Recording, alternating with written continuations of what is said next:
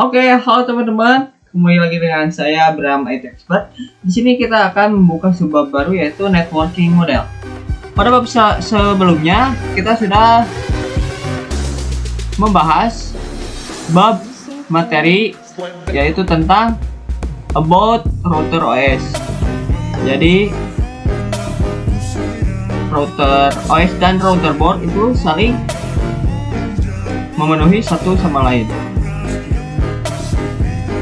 Nah, kita akan lanjut apa saja yang ada di bab networking model. Jadi di bab materi networking model ini adalah konsep, ada konsep networking models dan TCP/IP models, lalu ada TCP/IP model application, transport, network layer, dan gathering layer dan physical layer.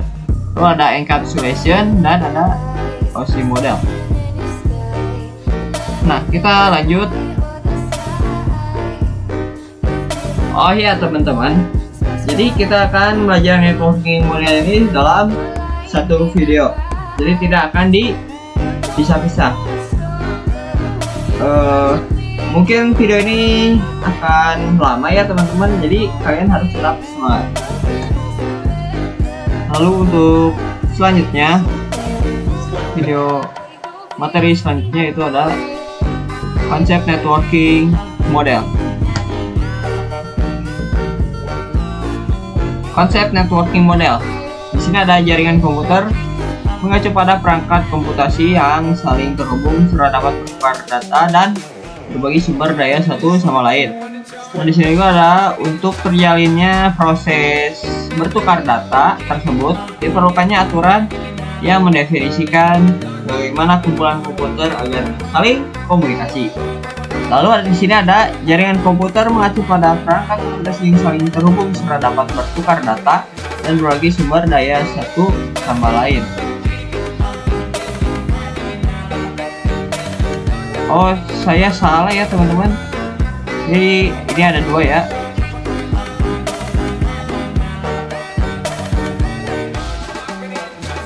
Jadi saya salah ketik. Jadi di sini sama ya. Oke. Pada zaman tidak ada networking model,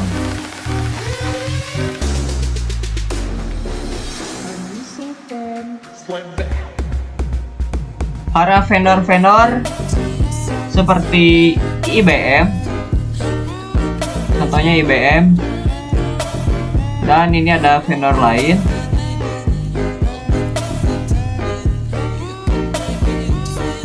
Nah, di vendor-vendor seperti IBM dan vendor-vendor lain itu menggunakan networking model yang berbeda.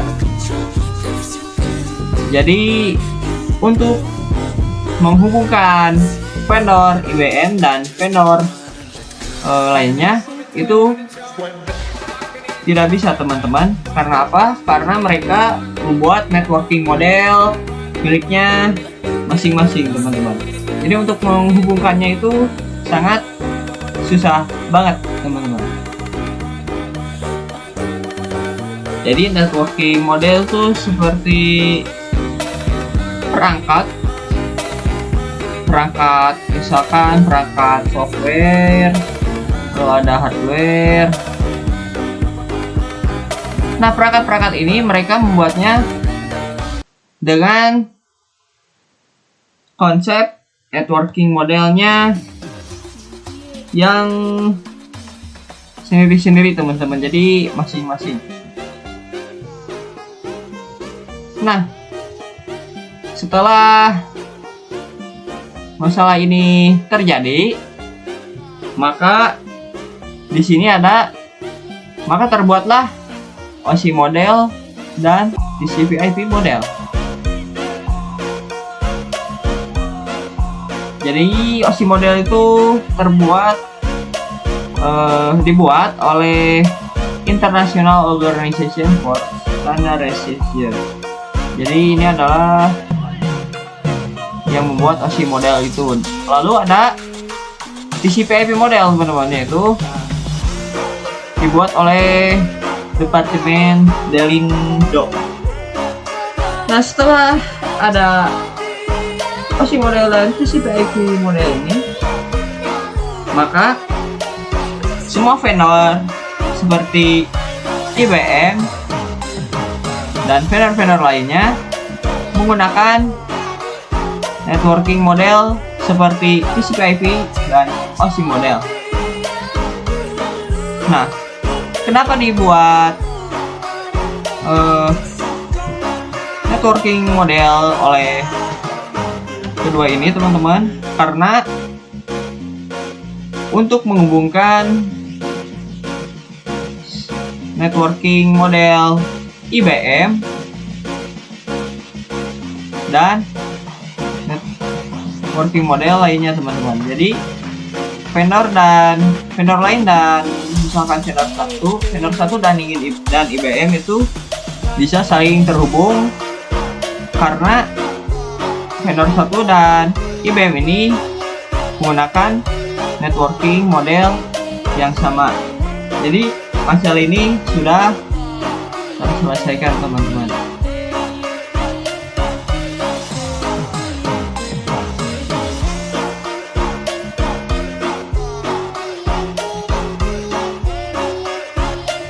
Jadi teman-teman, founder 1 dan IBM ini sudah menggunakan networking model yang sama yang dibuat oleh misalkan IBM ini menggunakan TCP/IP model, lalu vendor satu juga menggunakan TCP/IP model. Jadi itu bisa saling terhubung dengan vendor satu. Jadi vendor satu bisa terhubung dengan IBM. Gitu. Lalu untuk materi selanjutnya yaitu TCP, ada TCP/IP model. Nah, TCP/IP model merupakan jenis networking model yang saat ini common digunakan. Jadi TCP/IP itu mendefinisikan protokol agar antar komputer atau utamanya yang berbeda network itu bisa saling komunikasi, yang sudah dijelaskan saya tadi, teman-teman. Nah, lalu ada untuk membantu dalam memahami setiap networking model itu dipecah menjadi bagian kecil yang disebut layer. Layer itu seperti ini, teman-teman. Ini ada di gambar ini. Nah, ini itu adalah bagian-bagian kecil yang membantu dalam memahami setiap networking model. Dan ini adalah bagian-bagian kecil yang disebut layer. Lalu secara dokumentasi, TCP/IP model terdiri dari 4 layers. Namun penerapan dalam real network, TCP/IP model lebih mudah untuk dibagi menjadi 5 layer. Nah, ini secara dokumentasi, teman-teman, yaitu ada 4. Lalu untuk penerapan real network, yaitu ada 5 layer ini, teman-teman. Lalu ini itu disebut layer, teman-teman. Nah, kita lanjut ke materi selanjutnya.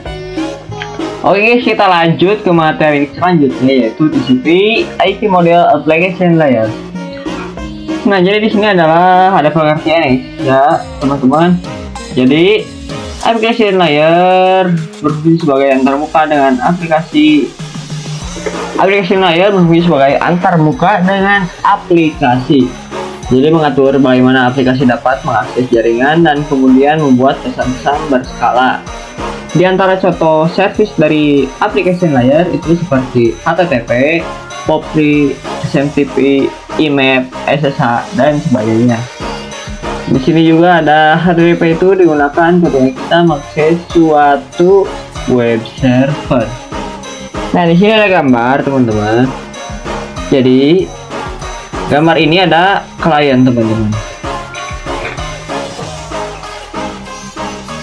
Nah, ketika klien request ke sebuah web ini adalah web server, yaitu bisa facebook.com, youtube.com, instagram.com, dan lain-lain. Nah, ketika klien request atau sekiranya disebut mengakses ya teman-teman ke sebuah web, maka HTTP header ini akan memberikan informasi seperti data lain dan data lain lagi. HTTP header ini yaitu protokol, teman-teman. Nah, HTTP header ini dapat memunculkan status, teman-teman, yaitu ada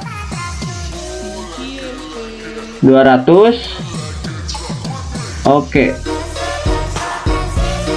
Nah, 200 oke ini apa? 200 oke ini adalah ketika klien mengakses sebuah web server, lalu HTTP header itu menjawab, dan jawabannya itu adalah informasi tentang data, dan ada status 200 oke yang diartikan sebagai mengakses web server itu berhasil, teman-teman. Berbeda dengan status yang gagal, teman-teman, yaitu ada 404 not found. Nah, 400 not found ini adalah ketika klien mengakses sebuah web server dan muncul 404 not found ini, maka HTTP header akan memunculkan status yaitu 400 not found, yang artinya tidak berhasil mengakses sebuah web server ini, teman-teman. Semoga mudah untuk dipahami ya, teman-teman. Lalu di sini juga ada HTTP. Jadi HTTP itu adalah service ya, teman-teman. Jadi service dalam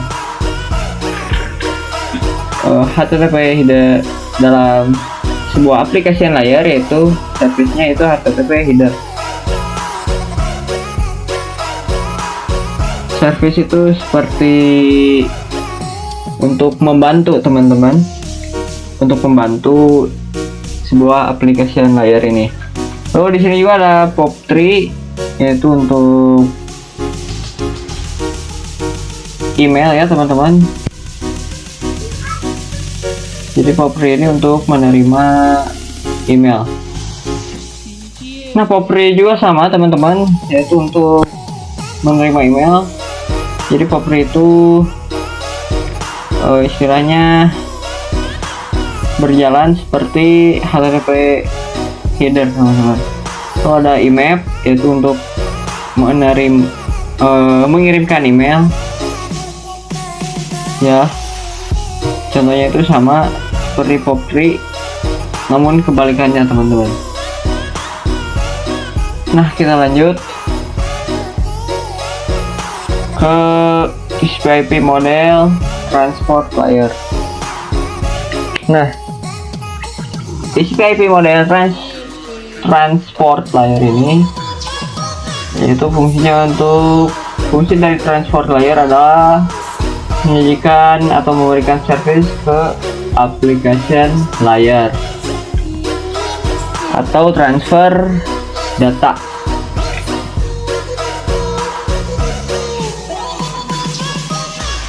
Nah, untuk transport layer terdapat dua protokol yang sering digunakan, yaitu TCP/IP dan UDP.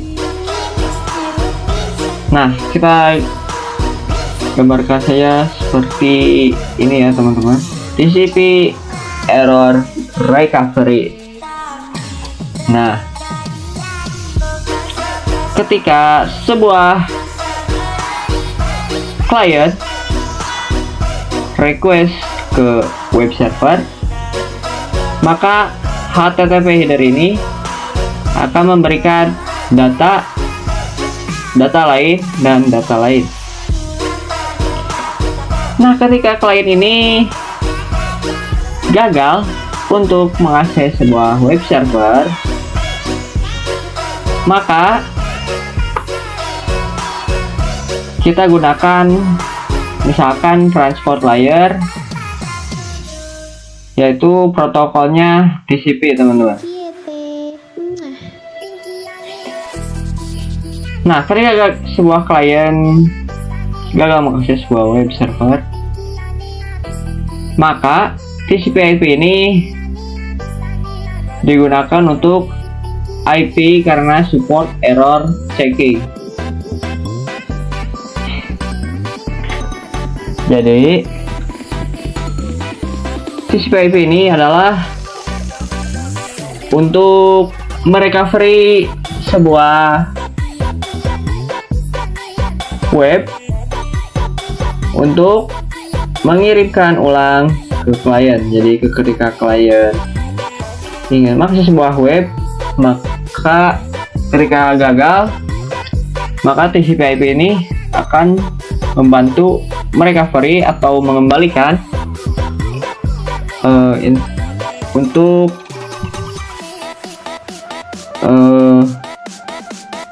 merecovery seperti data lain dan data lain. Ya, di sini ada TCP/IP section sec 1, ada sec 2, section ya ini teman-teman, dan ada section 3. Nah, ketika klien mengakses sebuah web, lalu web ini tidak bisa berhasil diakses, maka protokol TCP akan merecovery sebuah HTTP header dan data. Jadi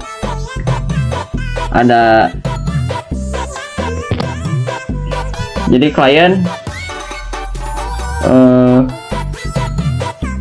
melakukan request lagi ke sebuah web, lalu yang diminta yaitu send section 2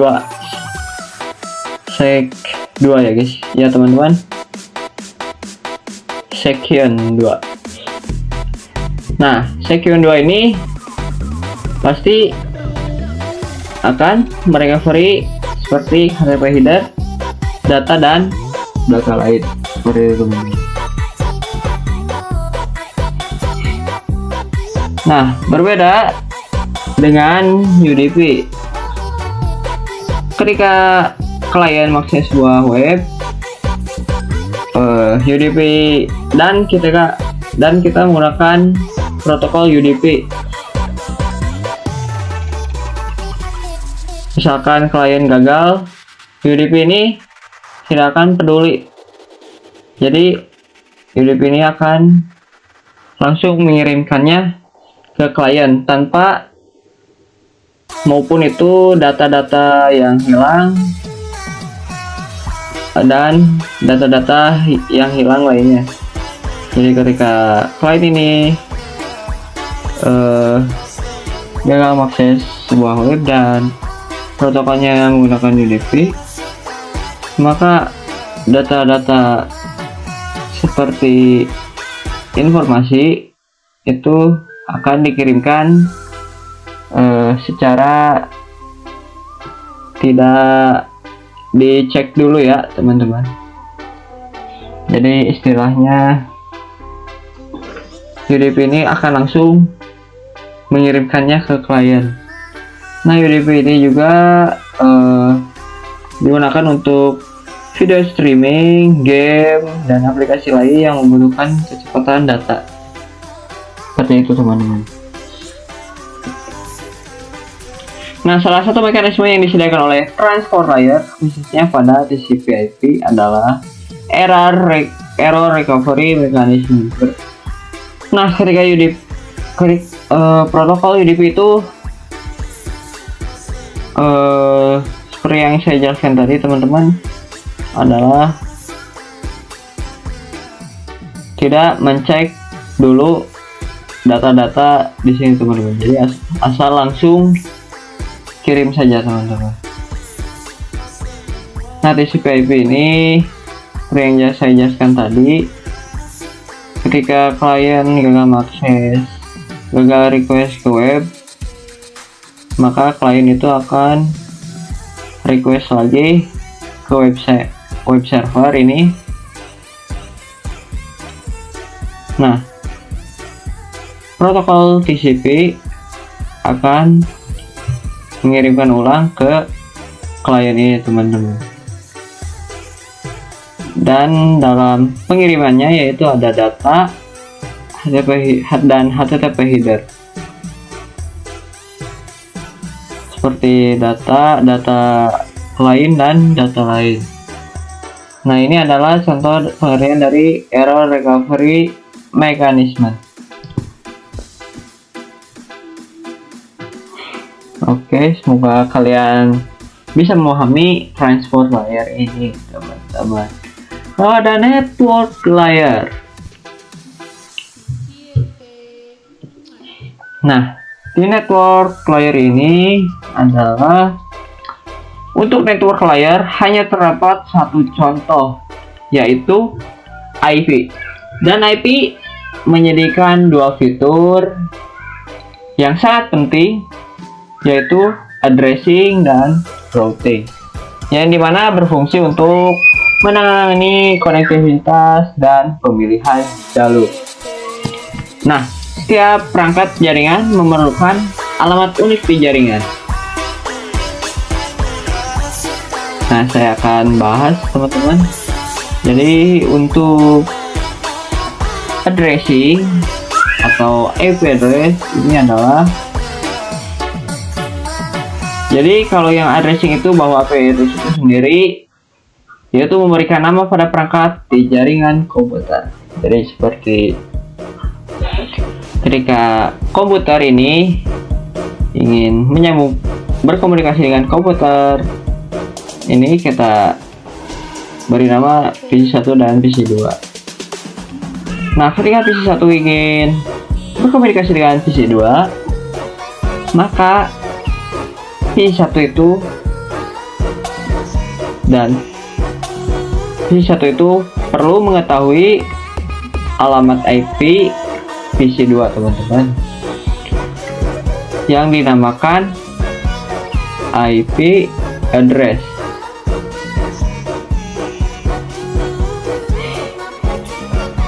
Nah, ketika PC2 ingin berkomunikasi dengan PC1, maka PC2 perlu tahu IP address PC1 ini teman-teman. Jadi IP address itu adalah untuk memberikan sebuah nama dalam jaringan komputer. Seperti contoh halnya misalkan kita sebut, misalkan kita buat contoh ya teman-teman. Di sini ada nama Bram dan di sini ada nama Junior misalkan. Nah, si Bram ini ingin berkomunikasi dengan si Junior ini teman-teman. Nah, cara berkomunikasinya gimana? Jadi misalkan si Bram ini tidak tahu nama si Jun ini, jadi maka si Bram itu harus tahu nama si junior ini teman-teman. Jadi mereka ketika tahu nama satu sama lain, maka mereka akan bisa saling berkomunikasi dalam sama halnya dengan penamaan nama pada jaringan komputer atau PC ya. Nah, di sini ada routing. Jadi routing ini adalah salah satu fitur yang disediakan pada IP di bagian network layer yang bekerja layaknya kantor pos, mencari rute tercepat untuk sampai ke tujuan. Jadi routing itu adalah mencari rute tercepat sampai tujuan. Nah, di sini saya ada contoh, yaitu misalkan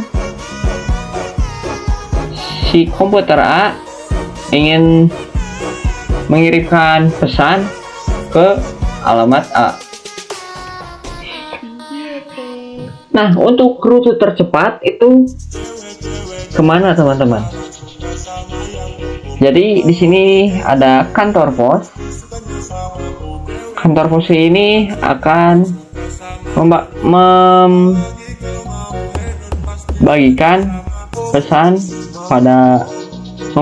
pesan si komputer A ini teman-teman. Jadi si komputer A ingin mengirim pesan ke alamat A, maka si komputer A harus mengirimkannya ke kantor pos. Nah, rute tercepat itu bagaimana?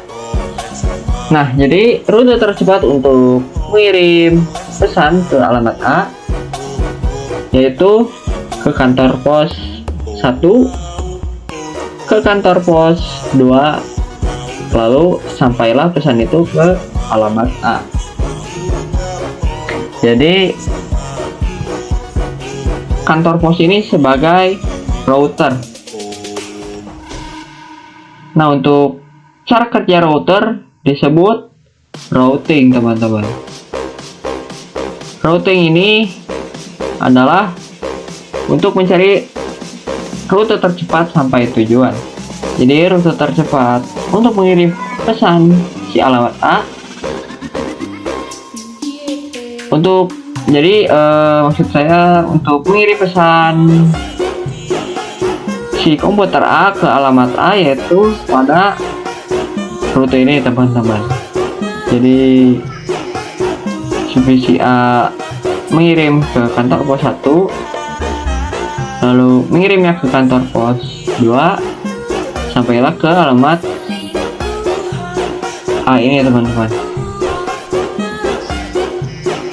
Nah, pesan itu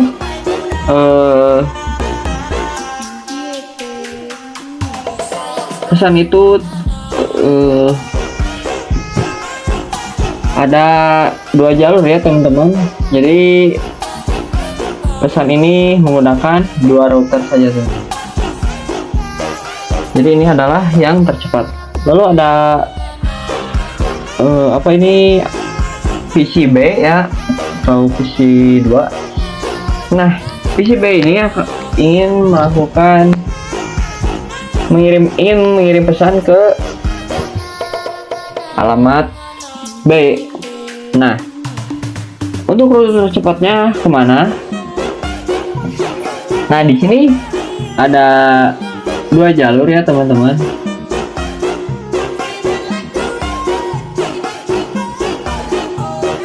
Nah, ini pasti ada 2 jalur. Ini ada, dan di sini ada jalur 1 dan 2. Nah, kalian ingin memilih jalur tercepat itu kemana? Kalian pasti tahu bahwa yang jalur tercepat yaitu jalur ke 1. Kenapa? Karena dari kantor pos 1 ke kantor pos 2, lalu kantor pos 2 mengirim pesan ke kantor pos 5, lalu si kantor pos 5 mengirim pesan ke kantor pos 6, maka sampailah pesan itu ke alamat B. Nah, kita bisa hitung bahwa kantor pos ini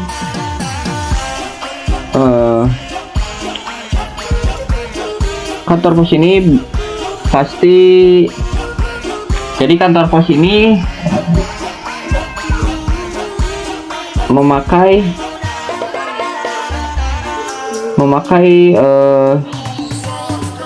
4 kantor pos. Jadi ini digunakan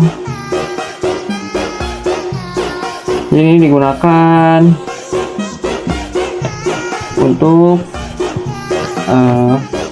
mengirim pesan si PCB, teman-teman. Jadi dia menggunakan 4 kantor pos.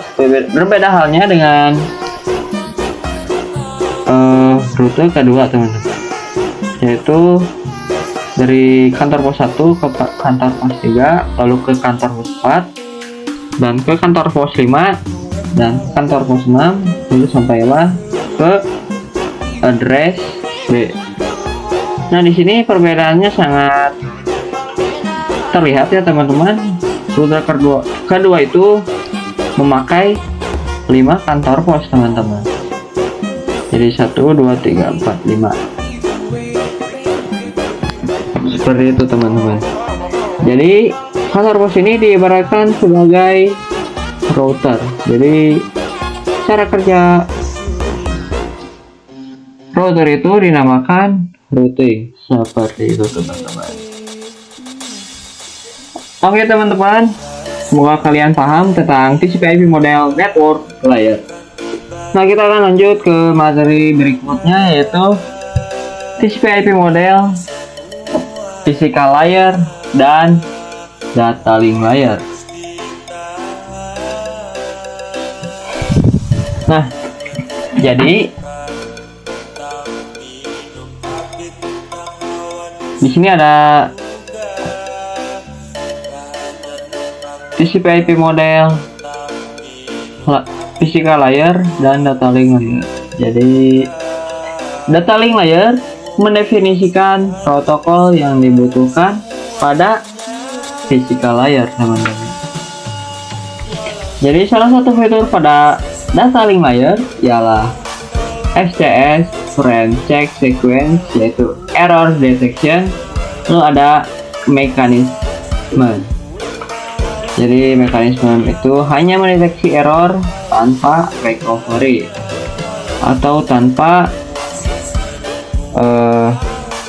mengembalikan.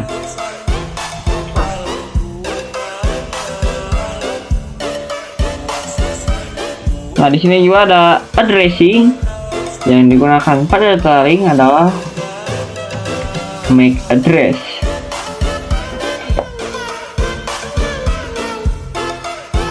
Jadi MAC address ini adalah sebuah alamat, sama seperti halnya IP, teman-teman, yang digunakan pada hardware atau dalam halnya lokal area network. Lalu berbeda dengan addressing yang digunakan di software.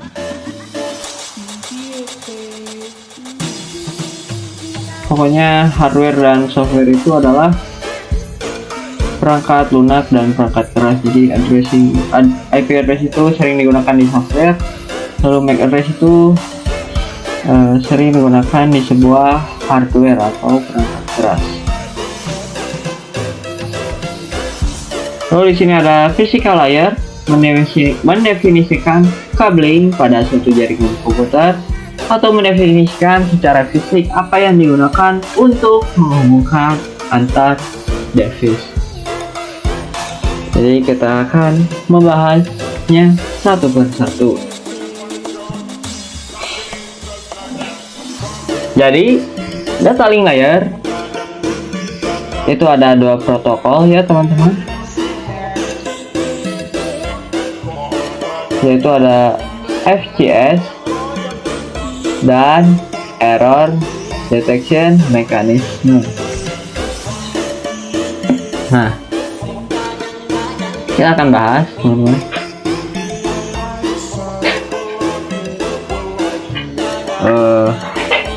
Jadi data link layer itu adalah untuk mendeteksi error teman-teman.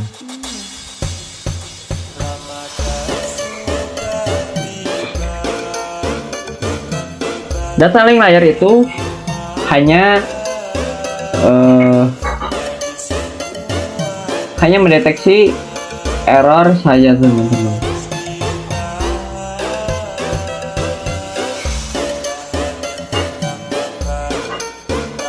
Lalu ketika data link layer ini hanya mendeteksi error saja, maka data link layer ini akan bekerja sama dengan transport layer. Transport layer itu ada dua ya teman-teman, yaitu TCP dan UDP. Misalkan kita menggunakan protokol TCP.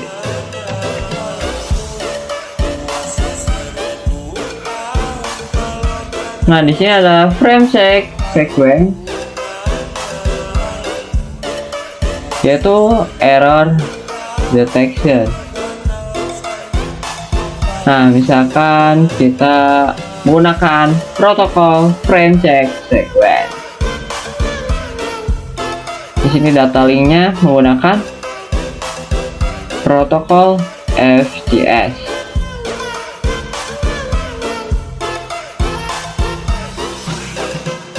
Nah, ketika sebuah klien mendeteksi request ke sebuah web server, maka itu akan terdeteksi oleh data link layer yang menggunakan protokol FGS ini teman-teman. Nah, FGS ini akan mengirimkannya ke transport layer, dan yang bekerja itu yaitu TCP protokol teman-teman. Nah, jadi TCP ini akan membantu kita untuk merecovery requestan dari sebuah klien ini teman-teman. Jadi begitu. Jadi sekali lagi, ketika klien itu akses sebuah web server jadi gagal, lalu si klien ini melakukan request sekali lagi, maka lalu gagal lagi, maka si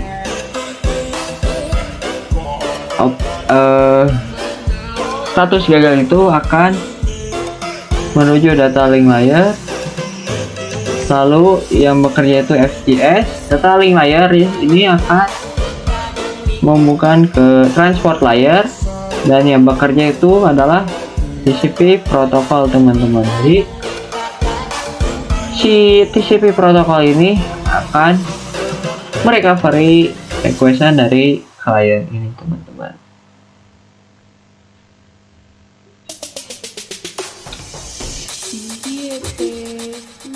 Jadi di sini ada protokol error detection mechanism, hanya mendeteksi error tanpa recovery.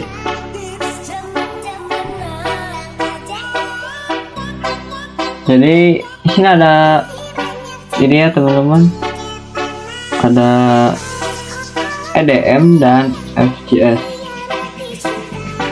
Nah, bedanya FGS dan EDM itu sangat mirip ya teman-teman, yaitu pada FGS itu cakupannya spesifik pada frame yang kedua atau layer kedua, yaitu transport layer teman-teman. Nah, Berbeda dengan EDM, yaitu Error Detection Mechanism, yang artinya itu lebih luas, teman-teman. Jadi pada semua layer. Nah, lalu ada fungsinya, teman-teman. Jadi fungsi FCS itu adalah mendeteksi error pada frame data, teman-teman. Nah, lalu fungsi EDM juga ada.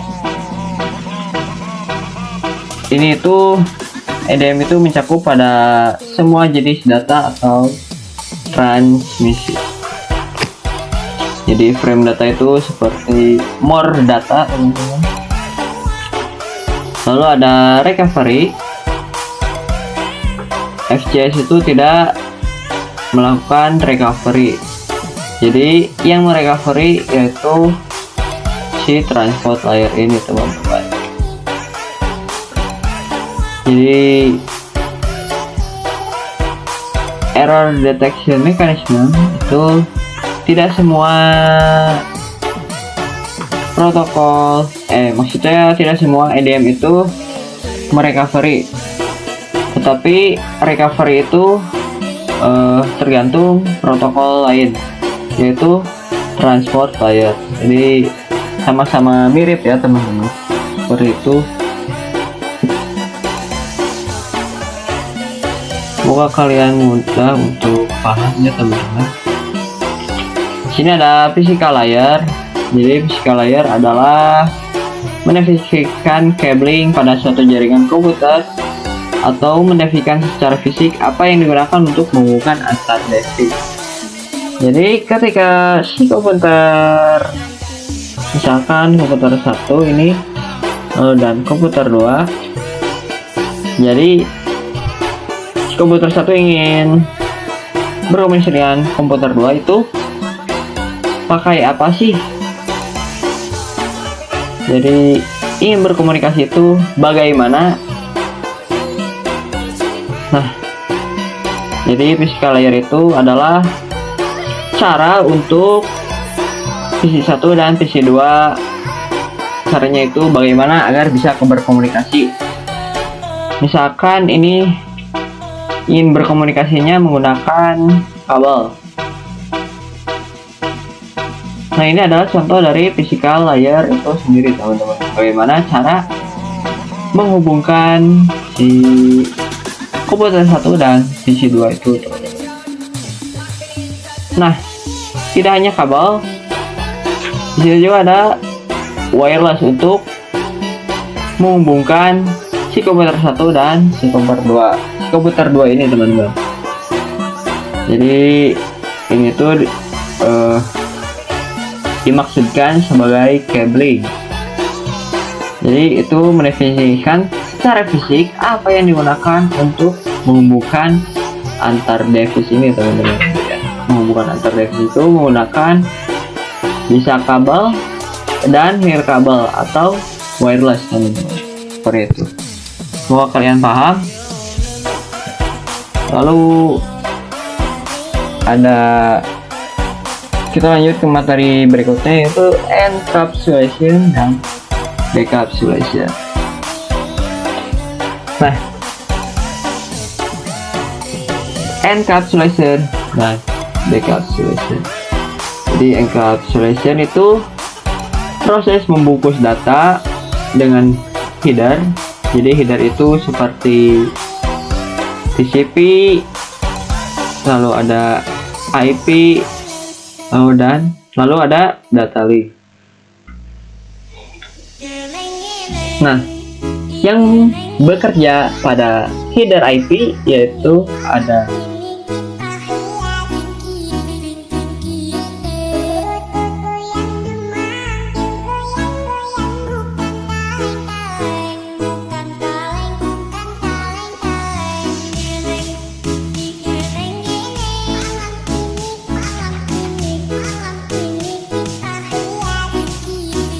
jadi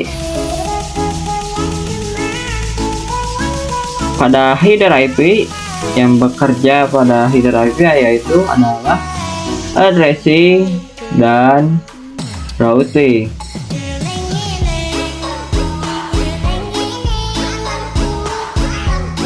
Nah, addressing dan routing ini yaitu disebut sebagai protokol. Jadi protokol ini yang bekerja ya teman-teman.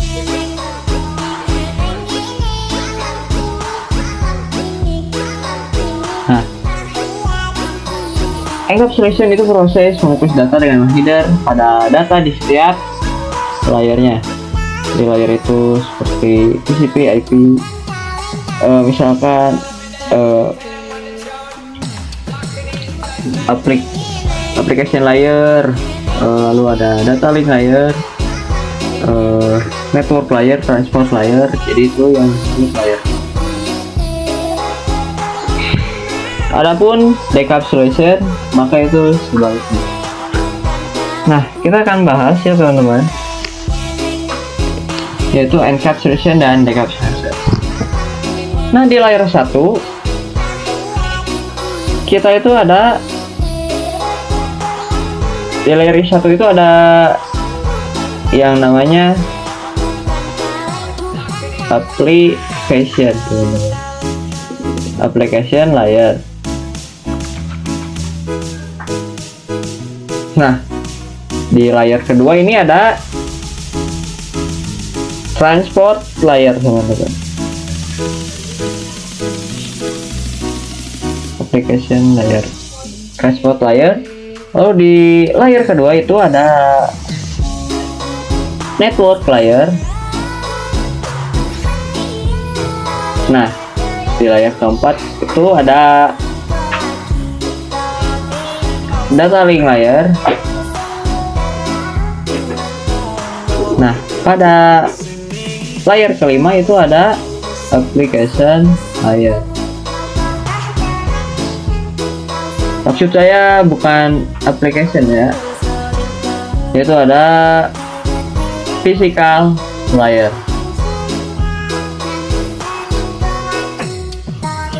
Nah, di sini ada sender ya, yaitu pengirim. Lalu ada receiver, yaitu penerima. Nah, ketika si sender ingin mengirim ke si receiver, maka data-data yang ada di sini akan dibungkus teman-teman, atau artinya encapsulation. Lalu data ini akan, di sini ada application layer. Lalu si data akan membungkus TCP. Nah, lalu TCP bersama data itu akan membungkus IP dan akan membungkus sebuah IP.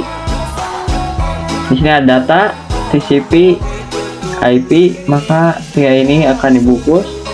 Lalu data link layer itu juga akan dibungkus teman-teman.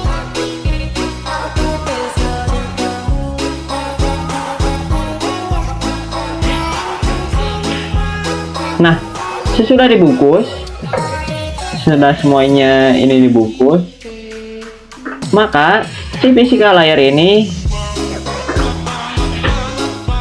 akan mengubah semua informasi ini ke dalam biner teman-teman. Jadi biner itu apa? Jadi biner itu 10 10. Kalau tidak 1 ya 0 teman-teman. Nah, jadi semua informasi ini akan ditransfer ke dalam biner teman-teman. Nah, sesudah menjadi biner maka akan terkirim kepada penerima. Jadi data itu akan naik sebuah informasi itu. Nah, lalu ketika biner ini sudah mengirim sebuah informasi, ketika sudah pada layar keempat sebuah informasi itu dikirimkan, maka data link layar ini akan dihapus, teman-teman. Lalu sudah informasi ini atau data ini sampai ke layar ketiga, maka IP itu akan dihapus. Lalu lanjut, ketika data ini sampai ke layar 2, maka TCP ini akan hilang atau dihapus ya, teman-teman. Jadi sampailah ke layar ke-1, yaitu data. Data itu sebuah informasi ya. Jadi data ini akan dikirim ke penerima. Jadi sama halnya seperti kenapa ini hilang ya, teman-teman, karena si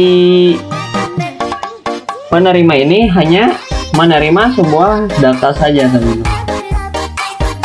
Jadi data ini sudah diterima di layar ke-1.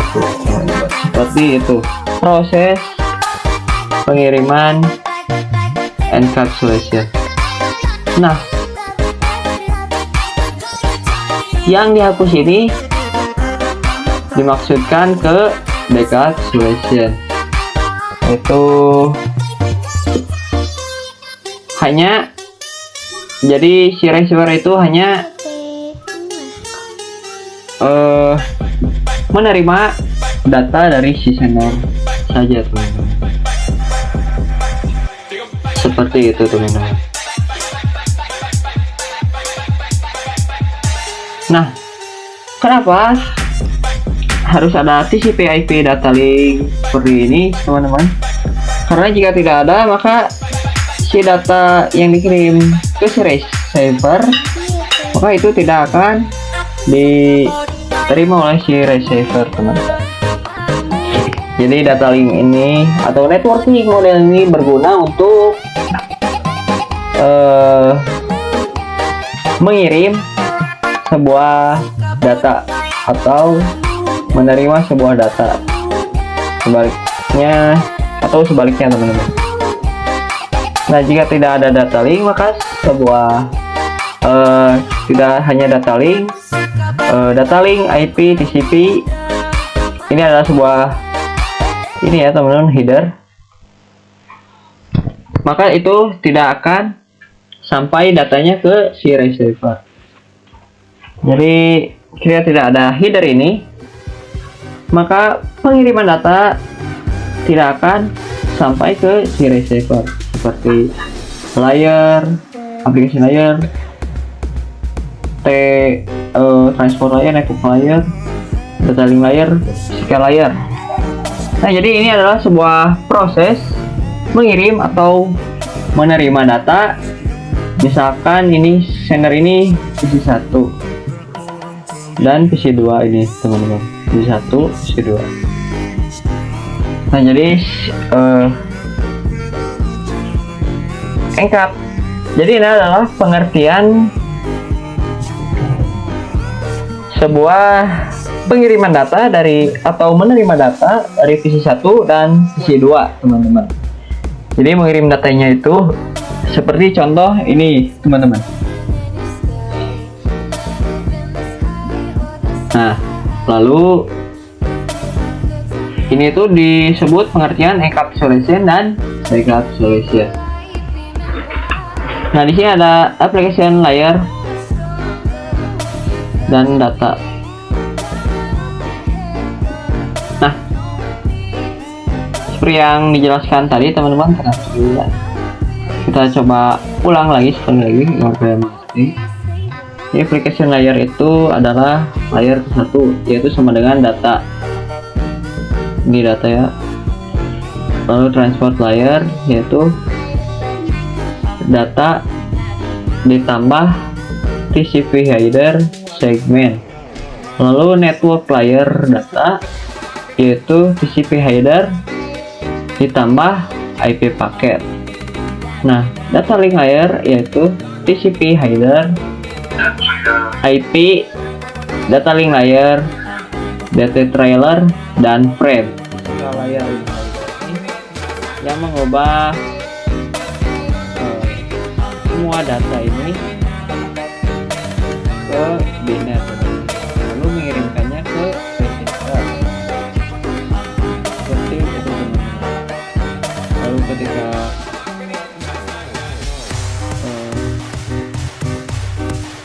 biner ini untuk layer 4, maka data layer ini akan dihapus. Lalu layer ketiga, maka IP ini akan dihapus. Lalu sampai ke layer kedua, IP ini akan dihapus. Jadi sampailah data itu ke si receiver ini. Jadi si receiver ini hanya menerima data seperti itu. Semua kalian bisa. Nah, kita lanjut ke OC model konsep dan OC model layer. Nah, OC model konsep ini yaitu sama halnya dengan TCP/IP teman-teman. Nah, untuk saat ini model yang sering digunakan hanya TCP/IP karena untuk dari sisi perkembangan protokolnya atau modelnya teman-teman, TCP/IP itu lebih dominan dibanding OC layer. Namun OC layer biasa dipelajari karena mudah dipahami. Jadi OC layer itu mudah untuk dipahami, jadi dipakai untuk sekolah-sekolahan atau pembelajaran. Nah, di sini ada sebelum networking model, ada sebelum networking model ada. Jadi sebelum networking model ada, setiap vendor itu membuat atau memiliki networking modelnya masing-masing. Jadi ketika sebuah perusahaan IBM dan vendor satu, sebelum ada networking model itu, mereka itu membuat networking modelnya masing-masing teman-teman. Jadi untuk menghubungkan vendor satu dan IBM itu sangat susah teman-teman, karena networking model mereka berbeda. Nah, di sini ada karena setiap vendor memiliki networking model yang berbeda, maka komunikasi antar vendor sulit dilakukan. Jadi usaha untuk membangun suatu jaringan komputer sangat gede atau besar ya teman-teman. Lah, dan banyaknya vendor tadi itu, bagaimana upaya agar tetap bisa berkomunikasi dengan baik antar vendor satu dengan vendor yang lainnya. Lalu oleh karena itu dibuatlah sebuah model atau sebuah standar atau spesifikasi minimum oleh ISO International Organization for Standardization pada tahun 1984, yaitu dengan nama OSI, Open System Interconnection, atau biasa disebut OSI 7 Layer Model. Jadi ini adalah untuk agar semua vendor itu menggunakan networking model yang sama. Jadi untuk ketika vendor dan IBM itu ingin terhubung lalu menggunakan networking model yang sama, maka komunikasi antar vendor itu pasti sangat mudah dilakukan. Lalu kita lanjut ke OSI model layer. Nah, OSI model layer ini terdapat 7 lapisan ya teman-teman.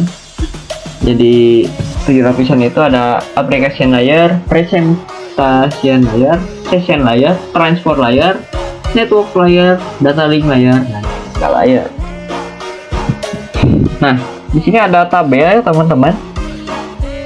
Nah, jadi OSI model versus TCP/IP model. Jadi bedanya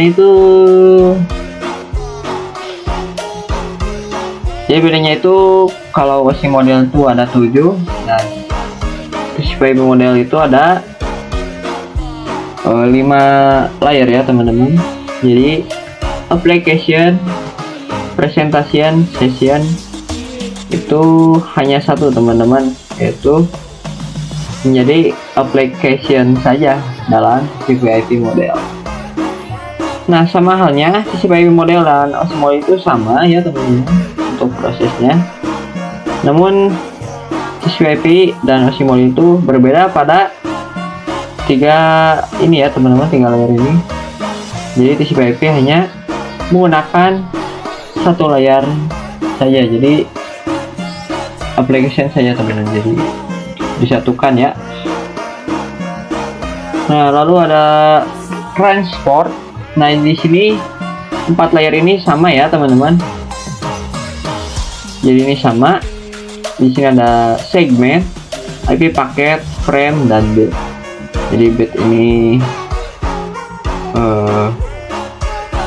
sebuah ini ya, fisikal yang mengubah data ke bit ya teman-teman. Oh, jadi frame itu ini ya teman-teman, data link.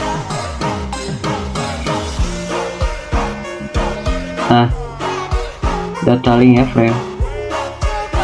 Jadi saya salah ya, untuk frame itu fisikal, tapi frame itu adalah data link teman-teman.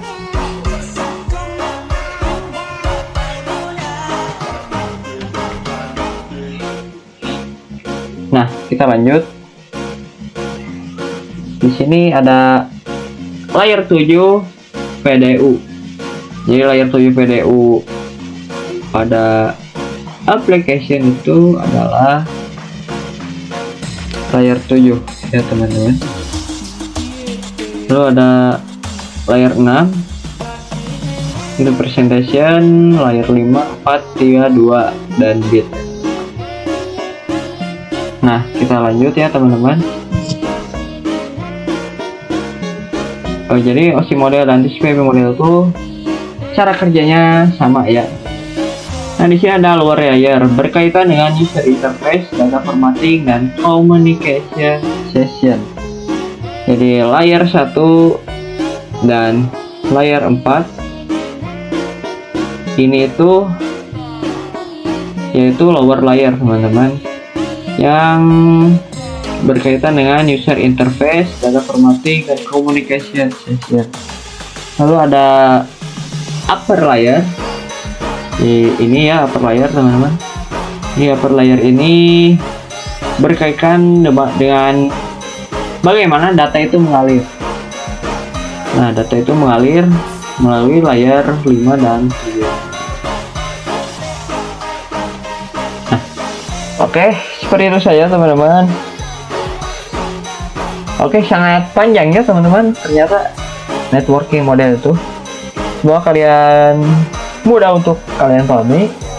Jadi sekian saja video dari saya, dan materi ini semoga bermanfaat untuk kalian. Semoga kalian mudah untuk dipahami. Intinya kalian harus tetap paksakan belajar dan semangat belajar, atau dalam kalau kita satukan, belajar keras. Nah teman-teman, terima kasih. Untuk selebihnya mohon maaf dalam kalau ada salah kata dalam penyampaian materi. Terima kasih. Sekian dari saya. Wassalamualaikum warahmatullahi wabarakatuh. Sampai jumpa pada video berikutnya.